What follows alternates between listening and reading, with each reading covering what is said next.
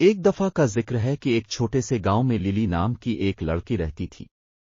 للی ایک متجسس اور بہادر لڑکی تھی جو ہمیشہ دریافت کرنے کے لیے نئی چیزوں کی تلاش میں رہتی تھی۔ ایک دھوپ کی صبح اپنے گھر کے قریب کھیتوں میں کھیلتے ہوئے وہ ایک پرانے درخت کے پیچھے چھپے ہوئے چھوٹے دروازے سے ٹھوکر کھا گئی۔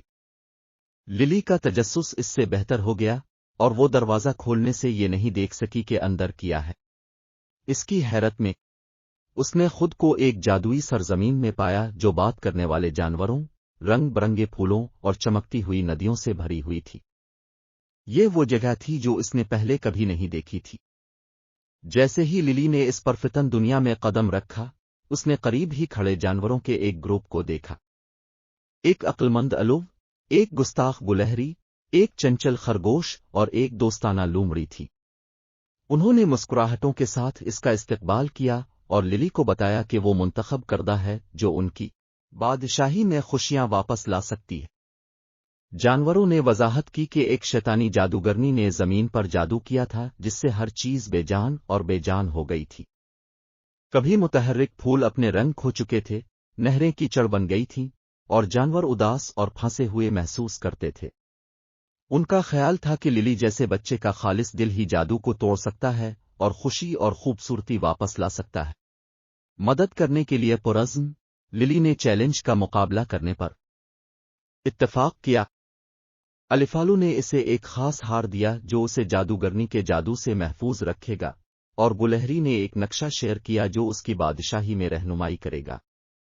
ان کے تعاون سے للی نے جادو کو توڑنے کے لیے درکار 3 جادوئی جواہرات تلاش کرنے کے لیے ایک مہم جوئی کا آغاز کیا۔ اپنے پورے سفر کے دوران للی کو بہت سی رکاوٹوں اور پہیلیاں کا سامنا کرنا پڑا۔ وہ بات کرنے والے درختوں اور مددگار تتلیوں جیسی دوستانہ مخلوق سے ملی جنہوں نے اسے ہر چیلنج پر قابو پانے کے بارے میں اشارہ دیا۔ للی کے عزم اور نرم دل نے اسے ہر امتحان میں کامیاب ہونے میں مدد کی اور اسے جادوئی جواہرات تلاش کرنے کے قریب لایا۔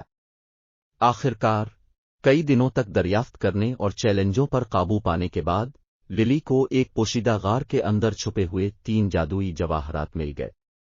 جیسے ہی اس نے انہیں اپنے ہاتھوں میں تھام لیا، ایک روشنی غار سے بھر گئی اور جادو ٹوٹنے لگا۔ للی اپنے آس پاس کے جانوروں اور زمین کی طرف لوٹنے کی خوشی محسوس کر سکتی تھی۔ اس کی آنکھوں میں خوشی کے آنسو لیے للی گاؤں لوٹ آئی۔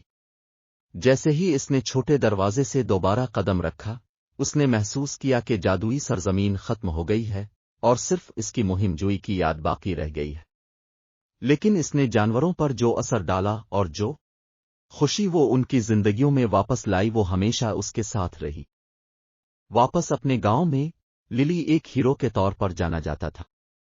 گاؤں والوں نے اس کی بہادری اور مہربانی کی تعریف کی، لیکن للی جانتی تھی کہ یہ زمین کی جادوئی مخلوق ہے جو حقیقی ہیرو ہے۔ وہ صرف ان کی رہنما رہی تھی۔ اس دن کے بعد سے للی نے کبھی بھی اپنے جادوئی مہم جوئی کی کہانیاں دریافت کرنا اور شیئر کرنا بند نہیں کیا۔ ہر ایک کو ان عجائبات اور خوشیوں کی یاد دلاتا ہے جو اس وقت مل سکتی ہیں جب ہم خود پر یقین رکھتے ہیں اور دوسروں کی مدد کرتے ہیں۔